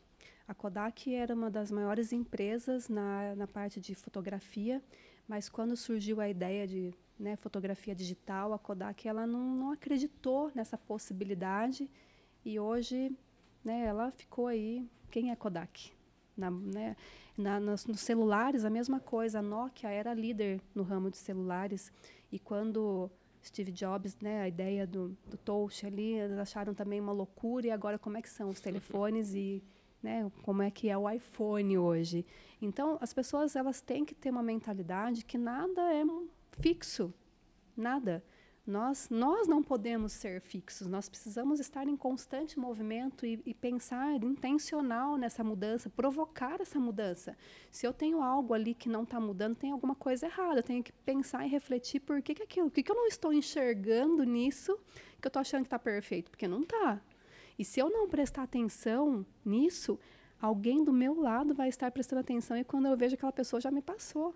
Então eu tenho que estar na frente, sempre pensando, inovando. Inovação, ela é uma palavra que tem que estar na nossa mente todos os dias, em todas as coisas que a gente for fazer. Porque se a gente sossegar, a gente fica para trás. E é justamente para isso que você, empresário, tem que sair do seu operacional, você tem que pensar em construir uma cultura na sua empresa, você precisa delegar as tarefas que estão sobre a sua responsabilidade para que você tenha mais tempo de pensar no lado estratégico, de olhar o que os seus concorrentes estão fazendo e para que lado o mercado está indo. Porque senão você vai acabar ficando obsoleto e acabar como essas empresas, né? Sim. E uma das coisas importantes é que na maioria das vezes a gente olha para os concorrentes, né? Sim. E muitas vezes a gente precisa modelar algo que não está no nosso meio. A gente precisa sair um pouco da caixa, né? E olhar para um mercado que não tem nada a ver com o nosso. Sim. Ver como eles estão fazendo as coisas e trazer para o nosso negócio. Perfeito. Outro dia eu vi uma passagem, eu acho que está no livro do Disney, de vendas. A arte do Disney de encantar, o jeito Disney de encantar clientes. Salvo engano, está lá. Mas ele pergunta para a gente quem são os nossos concorrentes, né? E eu fiz essa pergunta outro dia para o meu time lá no escritório, porque nós estávamos falando sobre esse tema. E aí todo mundo, eu falei assim, quero que vocês apontem para mim quem são os nossos concorrentes. Então eles começaram a citar outros escritórios de advocacia. Mas isso é uma visão muito limitada, porque de repente o frentista do posto de gasolina, se ele fizer um excelente atendimento, ele pode ser meu concorrente dentro da área de atendimento. Porque eu não estou atendendo, se eu esmiuçar ali todas as áreas do meu escritório, por exemplo, eu tenho vários setores, então todo mundo é meu concorrente, num bom sentido, obviamente. Então eu tenho que olhar, hoje eu olho todos os lugares com uma visão muito diferente. Deixa eu ver o que está funcionando aqui, porque a modelagem, a gente pula tanto, queima etapas, né? Queima etapas. Eu acho que a gente modelar é muito saudável, deve ser incentivado. Quantas pessoas melhores que nós existem? Muitas, muitas, muitas, muitas. Então, por que não olhar para elas, ver o que elas estão fazendo? Tem uma frase famosa do Paulo Vieira que ele fala, o sucesso deixa pistas. Então, se alguém chegou no sucesso, o que ele fez? Ele não chegou ali de forma anônima. Roda, né? Exatamente. Por que reinventar a roda se você pode pegar a roda e deixar ela só melhor? E as pessoas precisam abrir essa mentalidade para isso. Nós precisamos olhar em todos os ambientes, observar detalhes. Tem mais uma coisa preciosa nesse mesmo livro do jeito Disney de encantar clientes, que fala da gente ter uma atenção exagerada nos detalhes. E realmente isso transforma a vida da gente quando você entra nessa sistemática, porque quando você vê tudo de uma forma geral, parece que está funcionando, mas está todo mundo vendo de uma forma geral. E quando você passa a olhar nos detalhes de uma forma exagerada, são os detalhes que vai colocar você num outro patamar. E a maioria das vezes, pelo menos aqui, na maioria das vezes, inclusive são conversas que nós temos, nossa, tá tudo rodando, tá perfeito. Mas se a gente ficar num setor o dia inteiro, a gente acha coisa para melhorar na vida. É sempre assim. Bastante, não tem ainda, jeito, né? E não acha pouco, acha de monte. A gente se orgulha bastante de conseguir fazer o processo girar, só que a gente sabe que dá para aperfeiçoar. Só que a gente só consegue enxergar porque a gente está do lado de fora, né? A gente não está na operação, porque dentro da operação não dá para enxergar tudo. Sim. E eu estou falando aqui, parece que é tudo lindo, maravilhoso e que tudo funciona de uma forma como o conto de fadas. E, na verdade, todos os dias nós temos desafios. Então, nós temos consciência de tudo isso e várias providências estão sendo tomadas diariamente para que as coisas cada vez melhorem. E A partir do momento que o primeiro objetivo ali melhorar, já vão ter outros. E deve ser assim. A gente tem que estar sempre com muitas coisas no nosso Exato. radar, no sentido de melhoria, no sentido de novos objetivos, o que vocês falaram ali de saída operacional, né? Fazer relacionamento. Às vezes, hoje, como eu não estou no operacional mais dizendo, eu tenho condição de tomar um café com alguém, de marcar um almoço com alguém. Às vezes eu viajo intencionalmente para fazer algo que num primeiro momento não tem nada a ver com a minha atividade, mas faz parte de uma estratégia. Eu estou ali porque eu preciso criar um relacionamento, porque dali vai sair uma influência para um negócio. Já fechei muitos negócios, tanto é que hoje 70% dos nossos clientes não são de Capão Bonito. Por quê? E nós não temos um trabalho forte na internet. Isso é orgânico mesmo, mas porque existe uma estratégia e hoje isso está muito mais aflorado por conta dessa disponibilidade que eu tenho de ser mais intencional, de pensar estrategicamente e ter tempo para exercer isso. Fazer novas parcerias, às vezes conversar com outros advogados. De repente tem coisas que eles fazem que eu não faço e a gente pode fazer uma parceria ou vice-versa e todo mundo ficar feliz.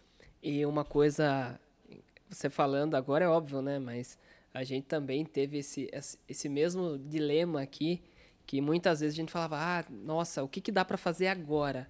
Só que a gente está limitado à nossa região, a gente está limitado às condições da cidade também, né? A gente está no interior de São Paulo, então, primeiro, que quantas empresas de tecnologia tem em Capão Bonito?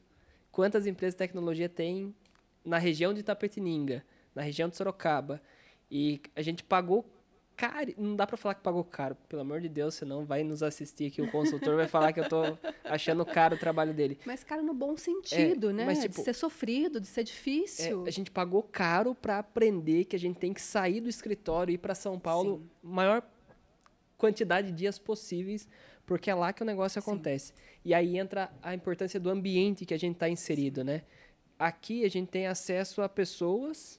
Claro que tem pessoas que podem nos agregar muito, mas quando a gente vai para um ambiente onde as pessoas já estão em outro nível, a chance de nós aprendermos e crescermos num menor espaço de tempo aumenta muito, né? E tem um outro fator que agora eu lembrei também, Rodrigo, você falando, porque não basta só conquistar clientes, a gente tem que manter esses clientes. E eu faço muito curso.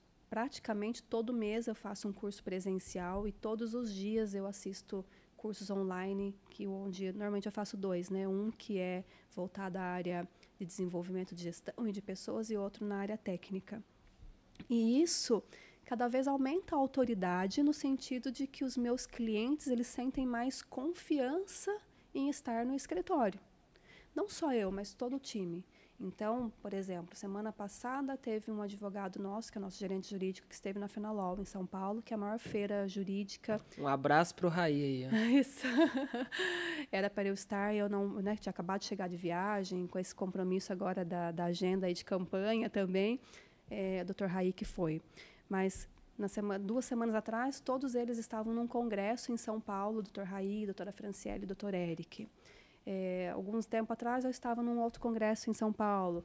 Numa outra oportunidade, toda a área previdenciária foi para Camboriú. Então, a gente está sempre em contato, porque os clientes também precisam saber que nós estamos em constante estudo, em constante atualização, porque mais do que conquistar novos clientes, nós temos que passar para o nosso cliente segurança. E isso automaticamente abre as portas para novos clientes, porque se o nosso cliente está feliz, está satisfeito, ele vai fazer a nossa propaganda. Isso é muito orgânico. Não basta só fazer, né? O cliente tem que estar ciente que está sendo feito, né? Assim que você passa a transparência, né? Igual você falou, e mais confiança para o cliente, né? Exatamente. Caramba, Walter. Que aula. É bom falar com quem lê bastante, pois né? Pois é, você viu? Eu que estou aqui aprendendo com vocês. Rosana, fala para a galera que está nos assistindo a importância de participar desses eventos, desses cursos, porque muitas vezes o empreendedor, o empresário, ele tem como foco o dinheiro, né? E o dinheiro é escasso, a gente sabe que independente de quanto você tem, ele vai continuar sendo escasso. Sim.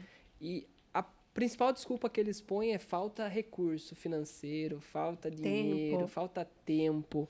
Qual que é o principal recado que você dá para quem está empreendendo, para quem já empreende e que tem essa visão de que curso, desenvolvimento é custo e não investimento? Olha, o empresário ele tem que experimentar. Se ele for num evento e esse evento for bom, ele já vai abrir a mentalidade dele. Mas ele tem que olhar os exemplos que estão indo bem, os negócios que estão prosperando. Se ele pegar exemplos de grandes nomes, de grandes players no mercado hoje, todas essas pessoas já inclusive estão dando aula. Eles já assistiram muita aula, já assistiram muito curso, já fizeram muita mentoria, já fizeram muita situação onde eles eram alunos e hoje eles já estão até num outro patamar. Então, não existe expansão, não existe sucesso sem conhecimento. Se a pessoa não abrir a mentalidade dela para esse momento, ela vai ficar travada e o negócio dela não vai ter o crescimento que ela espera, porque conhecimento, curso, ele é essencial para que o empreendedor ele crie uma concepção na cabeça dele que não é só a parte técnica, que não basta ele ser muito bom na venda ou no produto que ele esteja desenvolvendo, mas que ele tem que ter uma mentalidade superior a isso, para que ele forme pessoas para fazer essa parte de execução e ele tenha conhecimento suficiente para levar o negócio dele para um outro nível.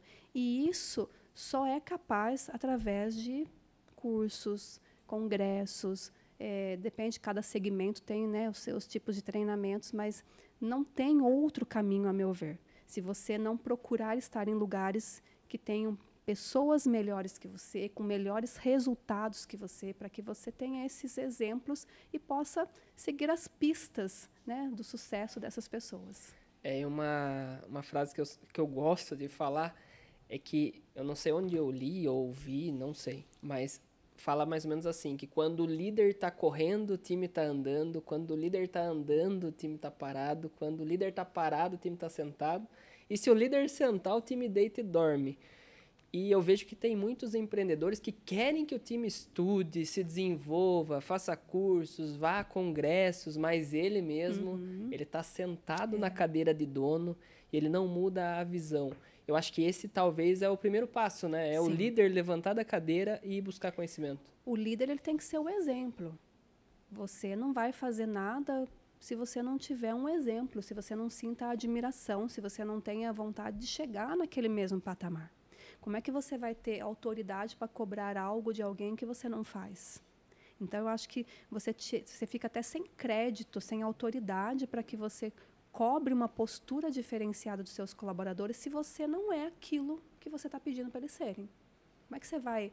Você não vai inspirar nenhuma confiança nas pessoas. Então, é importante que o líder ele seja o maior exemplo das pessoas com as quais eles trabalham. E o líder ele só vai conseguir fazer isso, só vai conseguir estimular os colaboradores se ele estiver fazendo.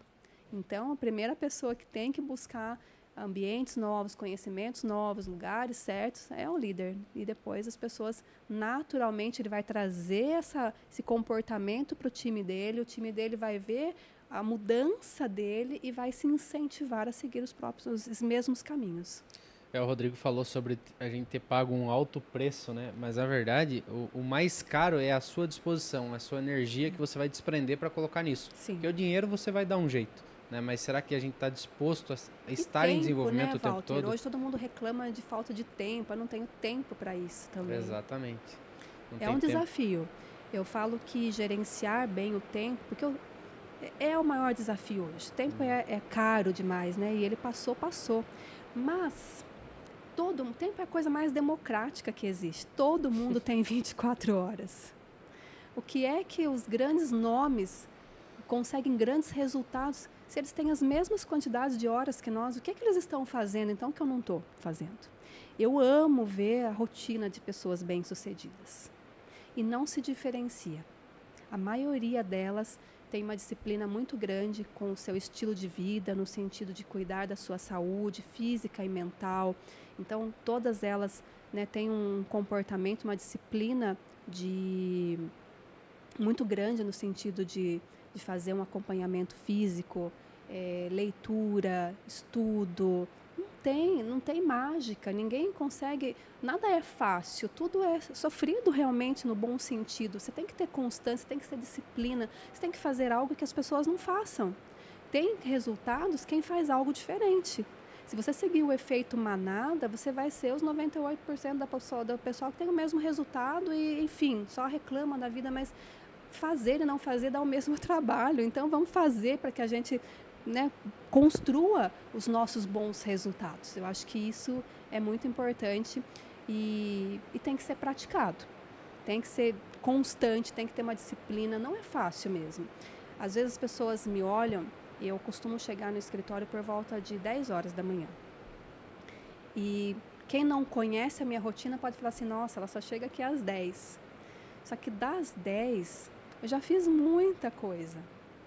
Eu já servi minha família, eu já tive meu momento espiritual, já tive meu momento de agradecimento, eu já fiz 2 cursos, eu já planejei o meu dia, que começa lá no domingo, o meu planejamento, e durante toda a parte da manhã eu já verifico quais são os compromissos do dia, porque às vezes muda, às vezes sai alguma coisa entra, faço aquelas adaptações, e as principais coisas, aquelas que não podem ser interrompidas, são resolvidas antes das 10 da manhã.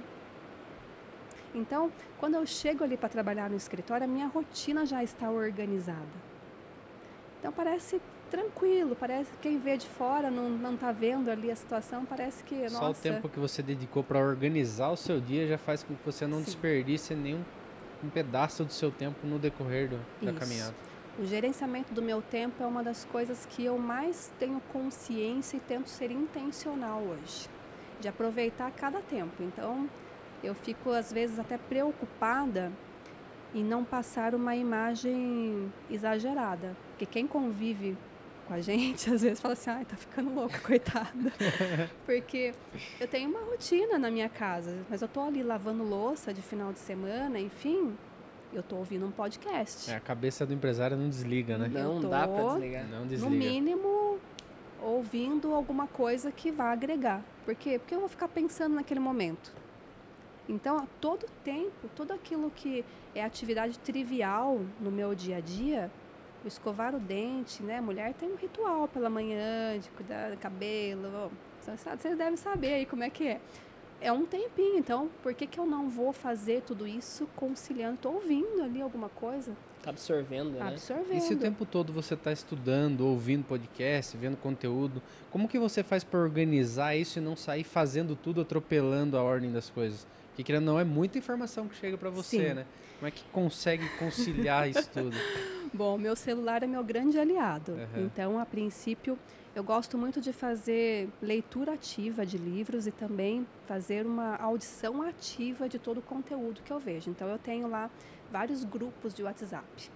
Então, tenho lá meu grupo de produtividade, meu grupo de mulheres, porque eu palestro às vezes para mulheres empreendedoras. Tenho meu grupo de adolescentes, que também é um foco que eu faço palestras. Então, eu vou vendo conteúdo, eu vou classificando e vou escrevendo, vou copiando ali. Ou faço aleatório no meu bloco de notas, vou colocando ali algumas coisas e depois eu vou organizando. Então, isso facilita, porque quando eu vou trabalhar num determinado tema, eu tenho já esse material mais compilado. Então, isso me ajuda e me faz ganhar tempo lá quando eu vou montar, por exemplo, algo específico que eu preciso. Eu sei que eu já tenho muito material reunido. Então, meus livros, por exemplo, eu falo que os meus livros eu não posso nem emprestar. Primeiro porque eu tenho um xodó muito grande por todos eles, mas eles são todos marcados, eles têm post-its. Então, eu vou colocando ali post-its, escrevo o tema, gravo, eu falo assim, isso aqui eu posso usar em tal coisa. Porque eu sei, dentro da minha organização, que quando eu for precisar de algo, eu sei onde está. E dentro dos meus grupos de WhatsApp tem lá, livro tal, página tal, ver tal assunto. Então, eu vou fazendo uma classificação. Demora mais, eu demoro mais para fazer uma leitura de um livro, ou até mesmo para encerrar um curso ou um podcast. Mas eu tento aproveitar mais. Obviamente que também acontece momentos que eu não faço nada disso. Tem momentos que não permitem.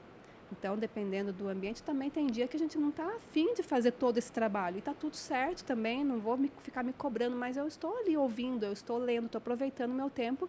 E, de alguma forma, essa informação está aqui. E, às vezes, é interessante porque, às vezes, estou numa palestra ali que está tudo já meio que marcado, né? Tem algumas coisas já construídas, mas vem ideias que você fala assim, nossa, nem estava ali no programa. E às vezes você começa a enxergar o seu público, e cada público é diferente. Você lembra de coisas que você traz ali, constrói, acaba ficando um repertório mais amplo. E quais são as pessoas que são referência para você? Fala o nome de 3 que você segue e não abre mão. Vou ser polêmica. É porque a pessoa que...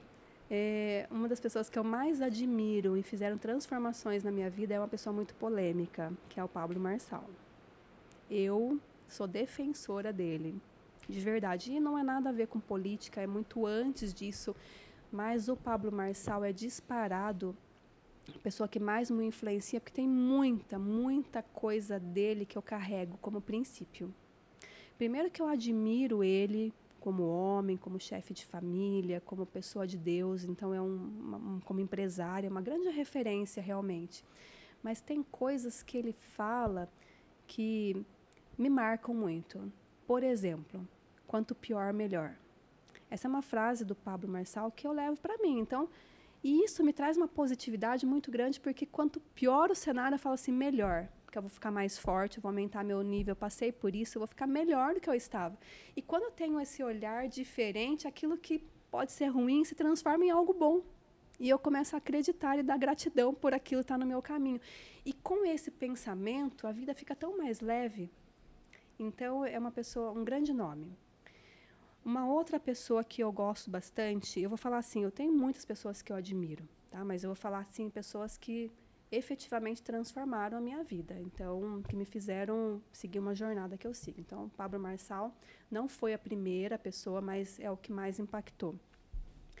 Em segundo lugar, eu gosto muito do Paulo Vieira, porque eu fiz o método CIS, e o método CIS foi um grande transformador na minha vida. Foi algo que fez eu virar muitas chaves e que fez eu olhar para uma nova realidade.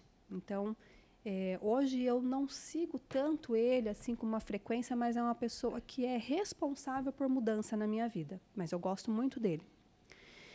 E vou falar também do Thiago Brunet. E por que o Thiago Brunet? Embora eu nem veja mais tanto conteúdo dele, mas o Thiago Brunet foi o grande responsável por essa virada efetiva na minha vida, porque quando eu estava ali meio perdida com relação às pessoas e não saber lidar, eu fui numa livraria. Disse, nossa, eu preciso comprar um livro para eu aprender um pouco mais de técnica e lidar, né, mexer com pessoas, como é que eu lido melhor com tanto conflito.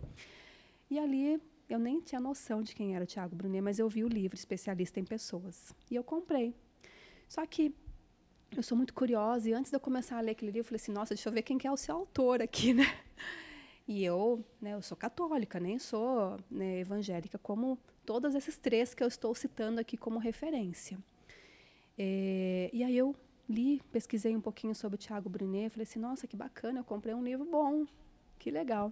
E eu comprei o livro porque falava de uma forma bíblica, né, de você gerir pessoas, e isso que fez o meu diferencial entre optar por esse livro, entre outros que tinham ali naquele momento.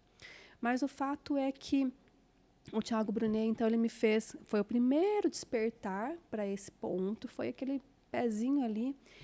E quando eu comecei a acompanhá-lo, né, hoje eu já não acompanho com tanta frequência porque já, enfim, parece que estou num outro momento, mas ainda acompanho quando possível. Mas eu acompanhava o Café com... Deus, pai. Não, Café com Destino. Café com Destino de manhã. E isso foi muito importante porque trouxe para mim um reavivamento espiritual muito grande. Então, eu falo que ele teve uma responsabilidade muito grande pelo momento espiritual que eu vivo hoje, e graças a esse momento espiritual despertou meu propósito, eu descobri essa questão de servir. Então, teve vários fatos que partiram dali. Então, eu citei, tem muitos nomes, mulheres também, mas eu citei esses 3 porque, de alguma forma, fizeram com que eu mudasse algum ponto na minha vida e me transformasse. E hoje, qual que é o que você mais acompanha? Hoje, eu acompanho ainda o Pablo com menos intensidade, até porque ele focou um pouco mais na política, né? E aí não é muito o meu perfil.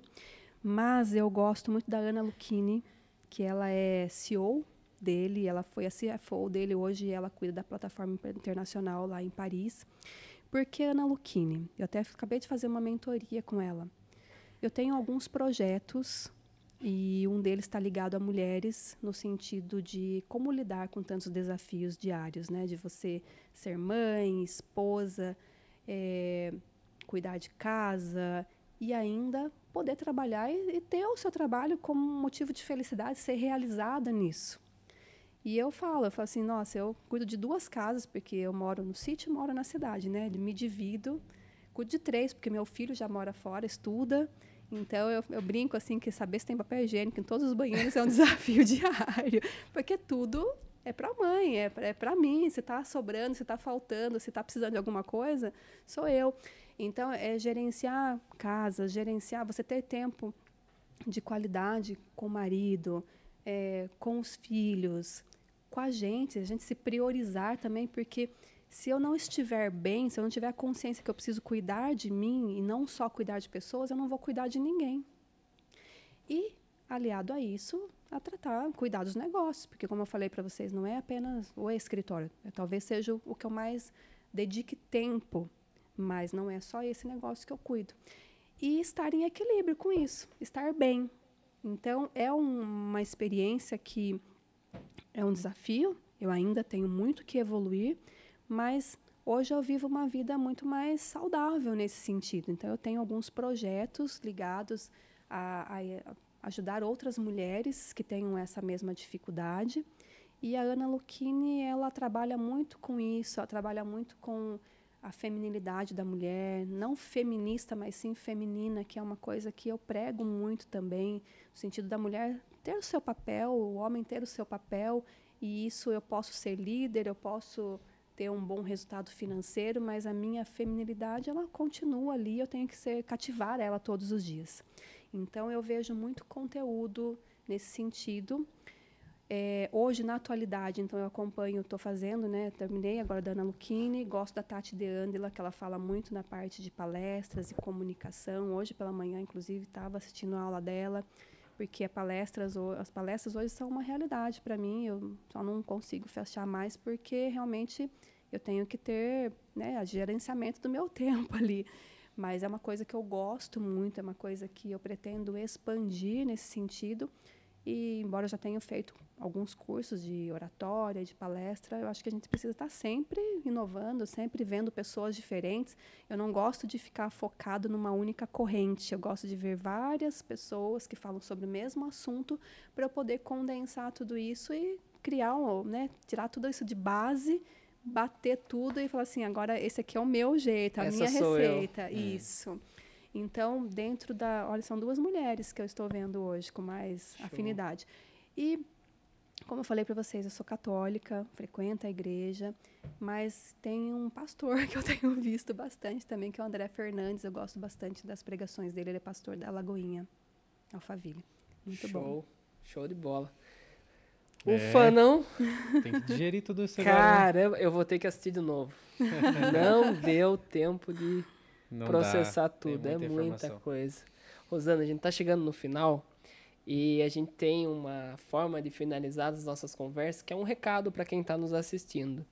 Então, eu já tenho o meu aqui, espero que o Walter não tenha a mesma coisa de insight, mas eu quero que você olhe para aquela câmera e deixe um recado para quem hoje se encontra na posição que a Rosana estava lá no comecinho, morando numa região que não era tão favorável, com pessoas que nem sequer sonhavam em chegar onde você chegou, e hoje você mostrou que é possível, né? E você está só no começo da sua jornada. Sim. Então eu quero que você olhe para aquela câmera e deixe o seu recado para essas pessoas que querem empreender, que têm sonho de crescer, que têm fome de vencer na vida. Então, fique à vontade, o espaço é seu, só olha para essa câmera e deixa um recado para essa galera. Bom, tanta coisa, né? Mas se eu pudesse, eu vou olhar para as pessoas aqui como se eu tivesse a oportunidade de falar com a Rosana lá atrás. E o que eu falaria para mim mesma num momento anterior da minha vida para que eu pudesse cortar algumas dificuldades que eu tive? É sempre pensar e abrir a cabeça para que, é um resumo já do que foi falado aqui, mas ser muito intencional nas pessoas com as quais a gente convive. É sempre procurar estar em ambientes e trabalhar e estar com pessoas melhores do que nós. Porque essas pessoas vão trazer o conhecimento certo, vão trazer um incentivo certo para que a gente abra a mentalidade para todas as outras possibilidades que podem acontecer.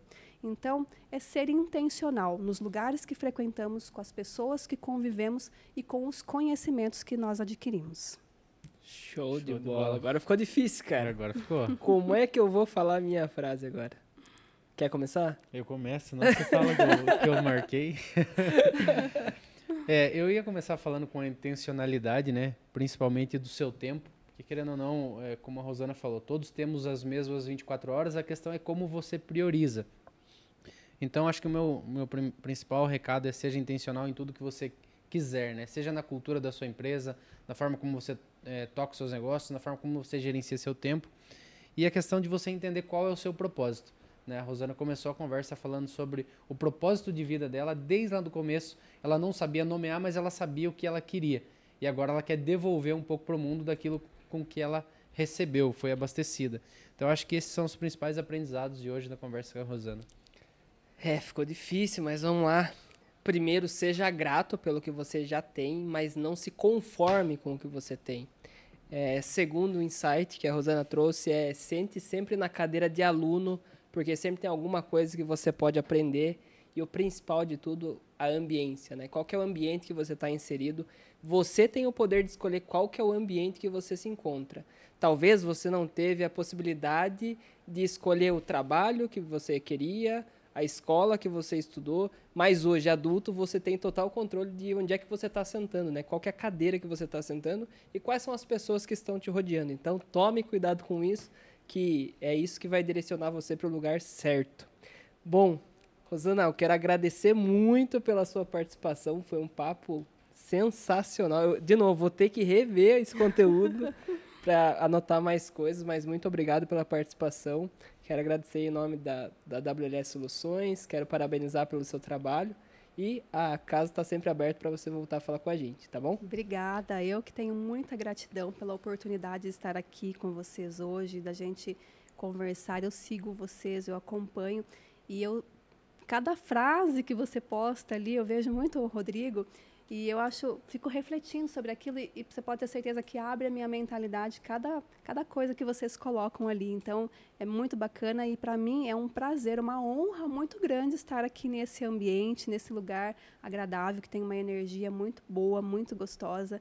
Pode ter certeza que eu já estou modelando várias coisas aqui de vocês. Vice-versa, né? Acho que a gente vai ter que fazer uma visita lá, porque tem muita coisa para aprender. Tem muito para aprender, assim, 2 horas foi tudo isso, imagina mais tempo, né? Tá doido. Bom, mas é isso então, pessoal. A gente vai ficando por aqui. Obrigado por nos assistir e bora decolar. Valeu, tchau, tchau.